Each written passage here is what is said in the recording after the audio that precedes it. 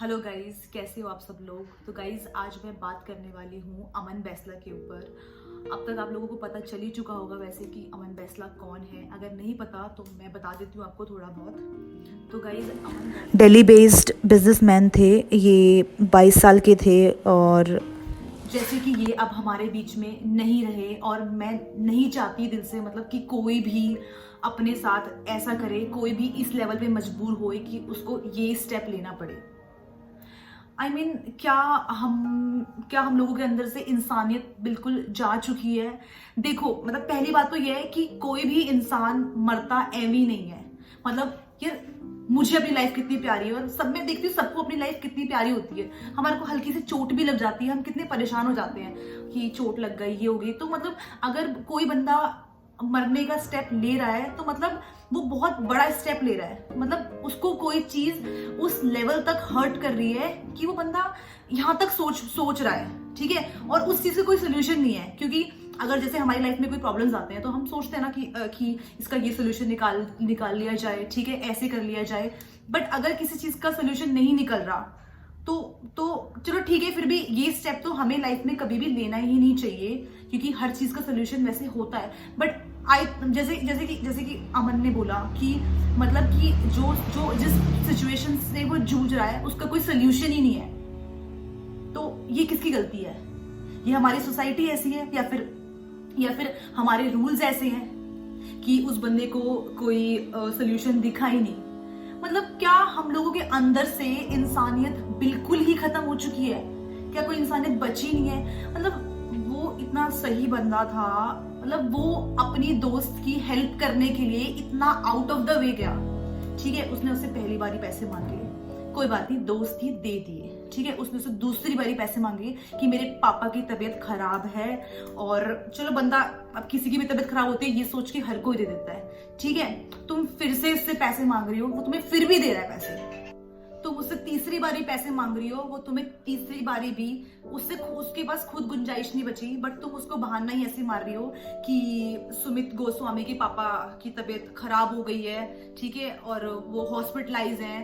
तो ठीक है, बंदा तुम्हारे लिए इतना एक्सट्रीम जाके भी तुम्हारे लिए पैसों का जुगाड़ कर रहा है किसी और से, तुम्हारी फिर भी हेल्प कर रहा है, ठीक है। उसके बावजूद भी तुम उसके पैसे रिटर्न तो क्या ही करोगी? नहीं, तुम उसके पैसे रिटर्न तो क्या ही करोगी? तुमने क्या करा? मिली और तुमने अपने कपड़े वपड़े फाड़े और तुमने उसको ब्लैकमेल करना स्टार्ट कर दिया कि मैं तेरे पे मॉलेस्टेशन का केस डाल दूंगी। आई मीन, ये कहां से, मतलब ये इतनी नफरत या फिर इतना किसी के साथ बुरा करना, ये कहां से आता है? मतलब हम लोगों के अंदर कहां से आता है? तो इसका मतलब तो यही है ना कि मतलब ऐसे लोगों के अंदर इंसानियत नाम की कोई चीज ही नहीं होती। मतलब जो तुम्हारी हेल्प कर रहा है, ठीक है, जो बंदा दब रहा है, जो बंदा नेचर का इतना अच्छा है, उसको और दबाओगे, तुम उसको मेंटली परेशान कर दोगे। हर केस में, वैसे मैं भी एक लड़की हूं, ठीक है, जरूरी नहीं होता कि हमेशा लड़कियां ही सही हो, ठीक है। मैं ये नहीं कह रही लड़कियां सही या फिर लड़के सही, बट हर केस में इक्वालिटी होनी चाहिए। शायद जैसे कि उसने बोला कि क्या बोलते हैं कि अगर ये जैसे क्या करा नेहा जिंदल ने, ठीक है, वो उससे मिली, उसने अपने कपड़े वपड़े फाड़े, उसको धमकी डी कि तू मेरे डॉक्यूमेंट्स मुझे वापस कर दे वरना मैं तेरे पर मॉलेस्टेशन का केस डाल दूंगी। वो अपने कपड़े वपड़े फाड़ के बैठ गई, बंदा वहीं डर गया। और हर कोई डरेगा यार, हर कोई डरेगा, क्योंकि हमारे रूल्स ही ऐसे हैं। वो बोल रहा है अगला बंदा कि मैं, अगर ऐसा कोई लड़की तुम्हारे साथ कर दे तो मैं उस सिचुएशन में क्या करूंगा?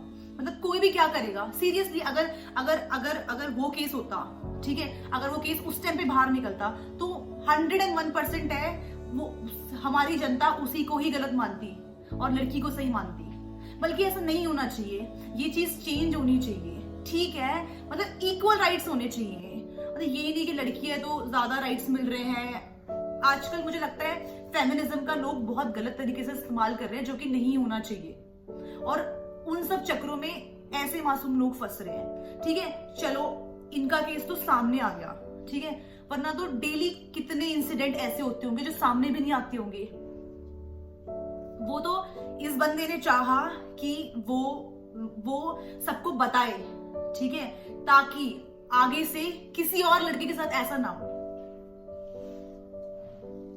अगर उस बंदे ने इतना बड़ा स्टेप लिया है, ठीक है, और लोगों के लिए, तो उस बंदे को जस्टिस मिलना चाहिए। और मतलब मुझे अपने अंदर से पता है कि वो बंदा झूठ नहीं बोल रहा, क्योंकि उस बंदे ने एक एक चीज का प्रूफ दिखाया है, एक एक चीज का प्रूफ दिखाया है। बस उस बंदे के पास कैश का कोई प्रूफ नहीं था, क्योंकि कैश तो हम देते हैं, तो उस बंदे के पास क्या प्रूफ था। बट वो भी उसने बोला कि वो अपने फ्रेंड के साथ गया था कैश देने के लिए, आप उससे पूछ लेना। तो मतलब फिर चलो ठीक है, मैं कोई नहीं होती, ठीक है, मैं मे बी मुझे वन साइड स्टोरी पता हो, बट ठीक है, तुम्हें बंदा देखने से पता चल जाता है कि वो कितना सच बोल रहा है, कितना झूठ बोल रहा है। उस लड़की ने उसके साथ इतना गलत करा, ठीक है, इस नेहा जिंदल नाम की लड़की ने उसके साथ इतना गलत करा, बट अगले बंदे ने उसको एक बार भी तू करके नहीं बोला पूरी वीडियो में। वो उसकी फ्रेंड्स को गालियां दे रही है, सब कुछ दे रही है, बट बंदे ने उसके बारे में कुछ भी गलत नहीं बोला। बल्कि जिस लड़के के लिए, सुमित गोस्वामी, वो जो फेमस सिंगर, हाँ, उसके लिए वो बंदी जो इतना एक्सट्रीम गई, वो उसको गंदा गंदा बोल रहा है, वो उसको गालियां दे रहा है, वो उसको बोल रहा है कि तू ये करती है, वो ये करती होगी तो मुझे फर्क नहीं पड़ता। ठीक है, तुम यहाँ से पता लगा लो कि वो बंदा कैसा होगा, उस बंदे ने क्यों उसकी इतनी एक्सट्रीम जाकर हेल्प करी होगी, कि वो बंदा अच्छा था। और ठीक है, और मैं वही, मतलब मेरे कहने का मतलब वही है कि अगर कोई बंदा अपनी लाइफ में इतना बड़ा स्टेप ले रहा है, तो उसको मतलब यही दिखाना कि कोई और ऑल्टरनेट है ही नहीं मेरे पास। तो हमें इस चीज को चेंज करना है, ठीक है, हमें इस चीज को चेंज करना है कि मतलब ठीक है, अगर लड़का भी है और अगर लड़की ये सब करके किसी लड़के को, मतलब लड़की को ब्लैकमेल करना चाहे, तो ये तो गलत है। इससे तो किसी का भी मतलब पीस ऑफ माइंड खराब होगा, उसका अगर किसी भी लड़के का पीस ऑफ माइंड खराब होगा। सोचने वाली बात है यार ये, अगर कोई लड़की तुम्हारे ऐसे करके बैठ जाए, तो इस चीज का भी कुछ सोल्यूशन होना चाहिए। मुझे लगता है हमारी सोसाइटी को भी थोड़ा बहुत चेंज होना चाहिए। हमारे जो रूल्स हैं वो इन सब चीजों के लिए थोड़ी बहुत स्ट्रिक्ट होने चाहिए। हमेशा लड़कियां सही नहीं होती, हमेशा लड़के सही नहीं होते। जैसे कि हम आज के टाइम पे जेंडर इक्वालिटी की बात करते हैं, वो इक्वल ही होना चाहिए।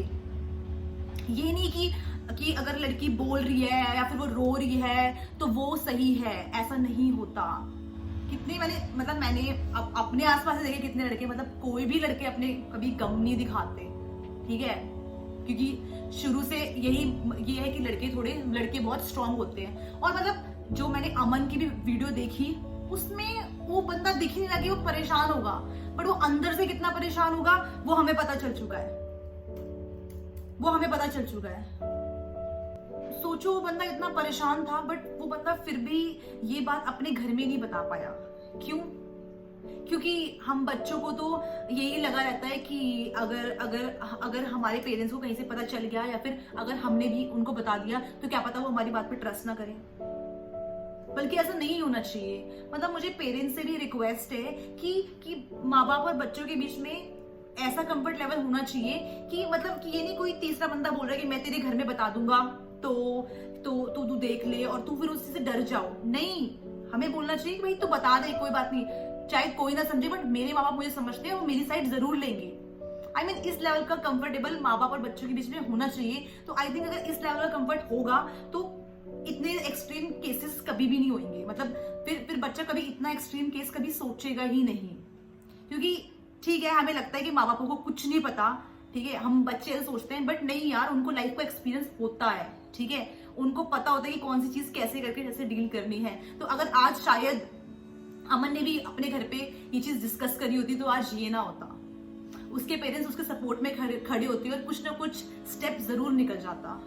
तो ये चीज भी हमें चेंज करनी चाहिए और इसकी शुरुआत हमारे घर से ही होगी। बाकी दूसरी चीज, इस दुनिया में सबसे मुश्किल चीज है जस्टिस मिलना। अमन जाते जाते भी पूरी वीडियो में यही बोलता गया कि मुझे पता है कि पुलिस वाले कुछ नहीं करेंगे, ठीक है, आगे बड़े लोग बैठे हैं, वो इस बात को दबा देंगे। तो वो पुलिस वालों से तो कोई जस्टिस मांग ही नहीं रहा था, वो हम लोगों से जस्टिस मांग रहा था कि हम इस चीज को इतना वायरल कर दें, हम इस चीज को इतना फैला दें कि ये लोग मजबूर हो जाएं इस चीज को चेंज करने के लिए, इस चीज पे कोई स्ट्रिक्ट रूल बनाने के लिए।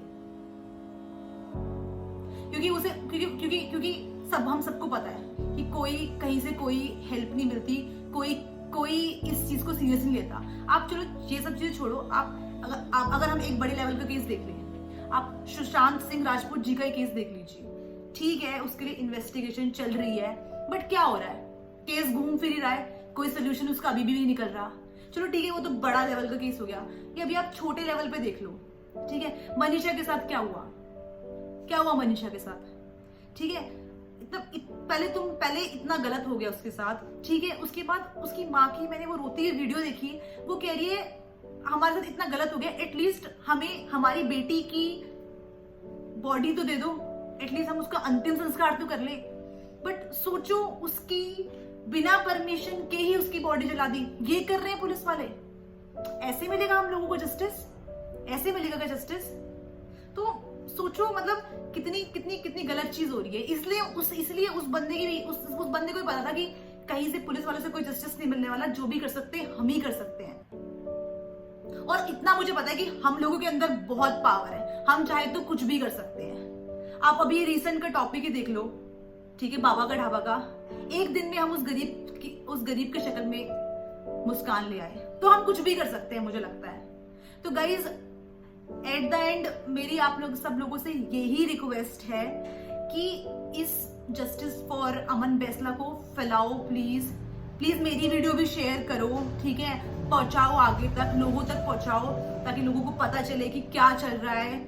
और वो तो शुक्र है कि, मतलब चलो शुक्र तो क्या ही बोलूं इस बात के लिए, वो तो ये है कि चलो उन्होंने वीडियो बना दी, उन्होंने हम सबको दिखा दिया कि ऐसा सोच के उनकी वो ये सब सोच रहे थे, इसलिए उन्होंने इतना बड़ा स्टेप लिया, तो हम लोगों को पता चल गया।